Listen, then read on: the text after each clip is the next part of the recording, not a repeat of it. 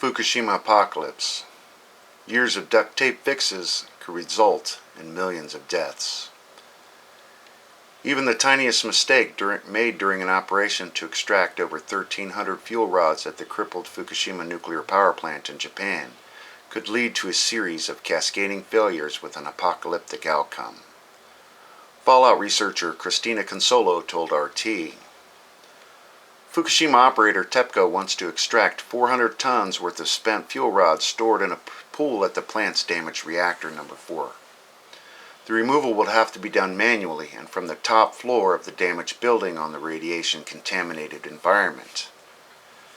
In the worst-case scenario, a mishandled rod may go critical, resulting in an above-ground meltdown releasing radioactive fallout with no way to stop it, said Consolo, who is the founder of the host of Nuked Radio.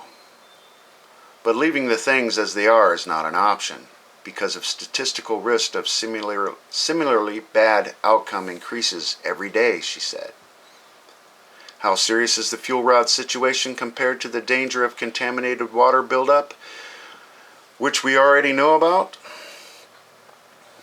Although fuel rod removal happens on a daily basis at the 430 plus nuclear sites around the world, it is a very delicate procedure even under the best of circumstances. What makes fuel removal at Fukushima so dangerous and complex is that it will be attempted on the fuel pool whose integrity has been severely compromised. However, it must be attempted as reactor number 4 has the most significant problem structurally, and this pool is on the top floor of the building. There are numerous other reasons that this fuel will be dangerous undertaking. The racks inside the pool that contained this fuel were damaged by the explosion in the early days of the accident. Zirconium cladding, which has encased the rods, burned when the water levels dropped, but to what extent the rods have been damaged is not known, and probably won't be until removal is attempted.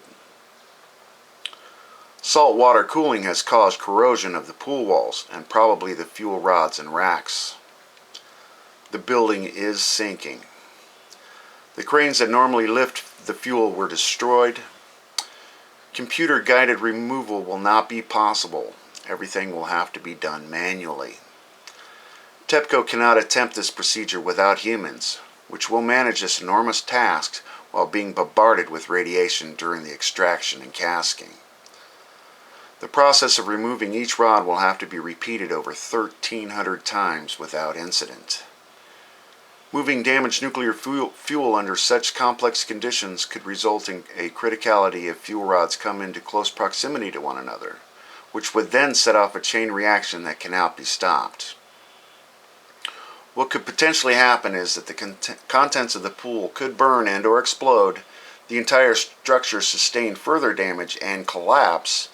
This chain reaction process could be self-sustaining and go for a long time. This is the apocalyptic scenario in a nutshell.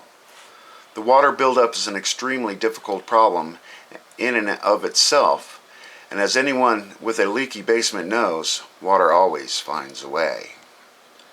At Fukushima, they are dealing with massive amounts of groundwater that flow through the property, and the endless pumping that must be kept up 24/7, 365 to keep things from getting worse. Recently, there appears to be subsidence issues and liquefaction under the plants. TEPCO decided to pump the water out of these buildings. However, pumping the water out of the buildings is only going to increase the flow rate and create more of those ground issues around the reactors.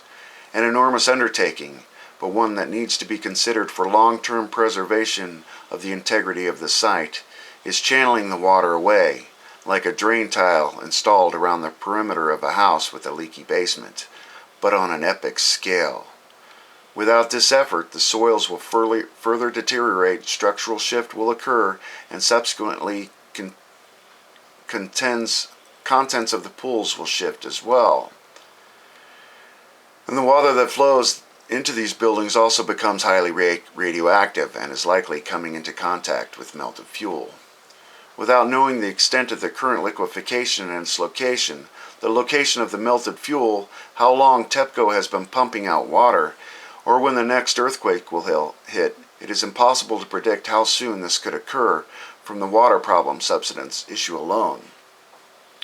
But undoubtedly, pumping the water out of these buildings is just encouraging the flow, and this water problem needs to be remedied and redirected as soon as possible. And the story goes on, how the entire northern hemisphere is in jeopardy. If they drop one of these bundles and it causes a chain reaction, Fukushima and several other nuclear reactors in the area could have to be abandoned due to radiation levels, and the entire north part of Japan would be uninhabitable.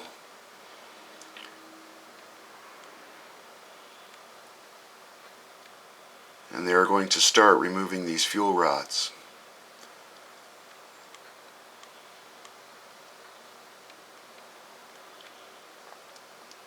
Thanks, Christina, for all the work you do. Miss Milky the Clown, and everybody else. Enjoy while you can, everybody. Thanks.